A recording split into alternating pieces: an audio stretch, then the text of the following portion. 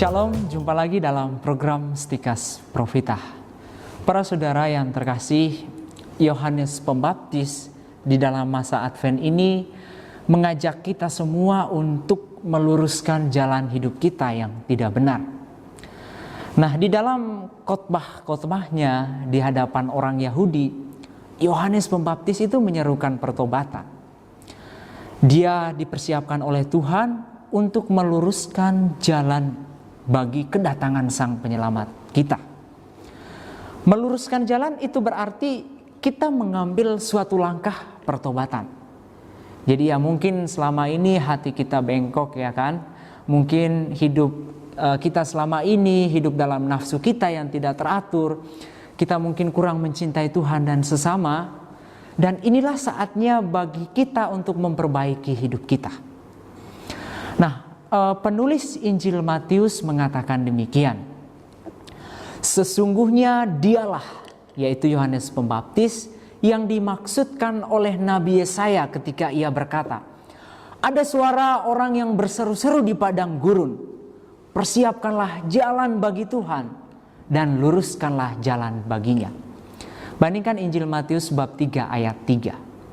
Nah, sebetulnya para saudara yang terkasih, inti dari pewartaan Yohanes Pembaptis itu adalah pertobatan.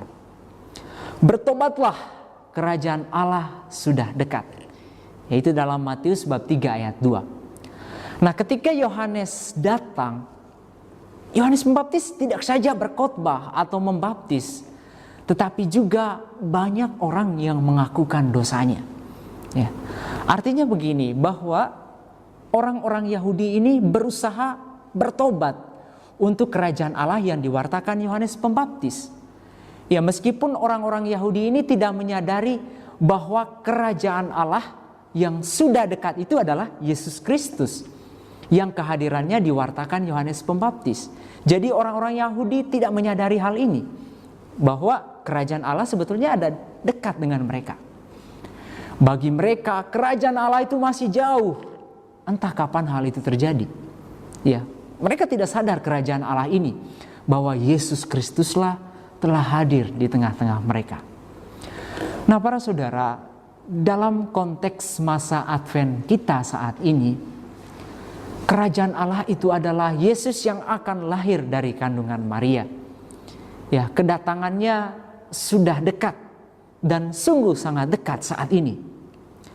Nah, karena dia sudah dekat, maka kita harus mempersiapkan diri dengan sikap dan tindakan tobat kita. Ya, ibaratnya begini ya, kalau misalnya ya kita punya tamu terhormat yang mengunjungi rumah kita, ya orang-orang yang kita cintai yang pertama kali datang di rumah kita, pasti kita perlu mempersiapkan diri ya. Kita menyiapkan segala sesuatu ya kan. Kita menyiapkan mungkin ya hal-hal yang membuat dia bisa nyaman untuk datang ke tempat kita. Ya, jadi seperti itu. Maka sekarang juga kita perlu mempersiapkan diri untuk kedatangan Sang Juru Selamat kita, yaitu Yesus Kristus. Nah, tetapi persoalannya para saudara, sikap dan tindakan tobat saja tidaklah cukup. Ya, kita perlu hal lain lagi untuk menyempurnakannya. Nah, seperti apa hal itu? Kita menyempurnakan sikap dan tindakan tobat itu. Bahwa kita melakukan sikap dan tindakan tobat dengan pengakuan dosa yang kita seringkali disebut sebagai sakramen tobat atau sakramen rekonsiliasi. Nah, hal ini yang perlu kita lakukan dalam hidup kita sebagai orang Katolik, terutama di masa Advent ini, masa kedatangan Tuhan Yesus Sang Juru Selamat kita. Ya, tentu saja kita mengaku dosa ya, bukan karena kita berada di masa Advent, ya karena sakramen ini bisa diterimakan kapan saja, ataupun pada saat masa Prapaskah baru kita kita mau mempersiapkan diri supaya hadir Tuhan benar-benar hadir dalam diri kita, baru kita ngaku dosa. Enggak demikian ya, karena sakramen ini selalu ada bagi kita di mana saja dan kapan saja. Dan gereja Katolik punya sarana ini. Jadi para saudara, Anda perlu melakukan pengakuan dosa. Datanglah kepada Tuhan melalui seorang imam. Jadi jangan takut mengaku dosa di hadapan seorang imam. Karena ketika Anda melakukan pengakuan dosa, maka Anda melihat bahwa melalui seorang imam, Yesuslah hadir di sana. Dan inilah saatnya bagi kita untuk membersihkan jalan hidup kita yang selama ini kotor. Ya, ibaratnya rumah kita yang sudah lama nggak dibersihkan, kotor dan lain segala macam, kan nggak enak untuk dipandang kan. Merasa kita juga nggak nyaman untuk tinggal. Maka mungkin hati kita juga demikian selama ini. Hati kita kotor, maka kita datang kepada Tuhan melalui seorang imam untuk mengakukan dosa kita. Nah, para saudara, selanjutnya mungkin Anda bertanya ya, mengapa kami mengajak saudara untuk mengaku dosa di hadapan seorang imam selama masa ini? Karena memang di dalam kenyataannya ya, banyak sekali orang Katolik yang enggan mengaku dosa dengan berbagai alasan. Ya. Padahal sarana pertobatan ini yang paling puncak di dalam gereja Katolik.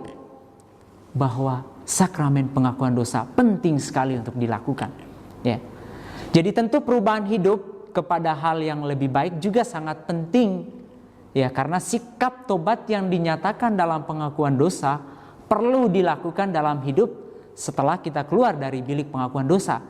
Ya, jadi ada efek setelah kita melakukan dosa, ada efek untuk melakukan perubahan setelahnya. Begitu ya.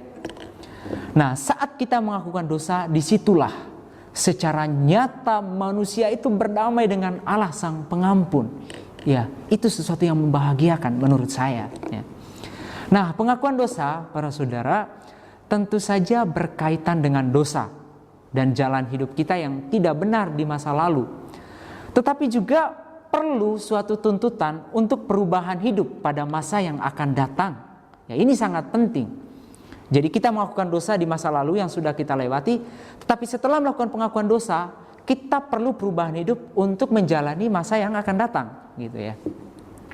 Banyak orang ya, dalam kenyataannya banyak orang rajin pengakuan dosa. Tetapi dosanya yang itu saja ya, setiap kali pengakuan dosa ya, misalnya orang ini jatuh dalam dosa kemarahan itu saja yang dilakukan. Ini lagi ya. Jadi artinya dia mengaku dosa tetapi dia tetap melakukan dosa yang sama ya. Jadi tidak mengalami perubahan hidup ke arah yang lebih baik. Tidak ada pertobatan di sana.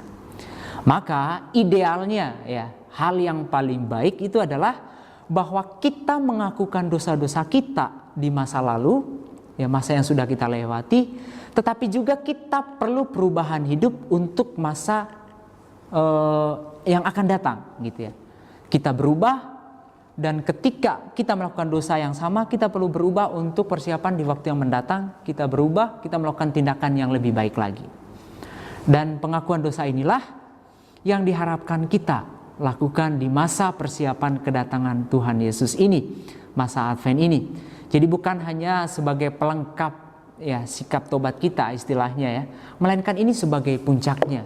Nah, itulah para saudara cara kita meluruskan jalan hidup kita yang bengkok ya dan berlekak-lekuk sebagaimana diserukan oleh Yohanes Pembaptis untuk kita semua. Para saudara yang terkasih, pengakuan dosa itu sangat penting bagi kita. Dan para imam juga menantikan kedatangan saudara. Yesus juga menantikan kedatangan Anda supaya Anda bisa berbalik dari cara hidup yang lama oleh karena dosa-dosa kita semua. Semoga saudara dan saudari yang terkasih mengenal dan mencintai kebenaran, akhirnya Anda diselamatkan. Salam Profita.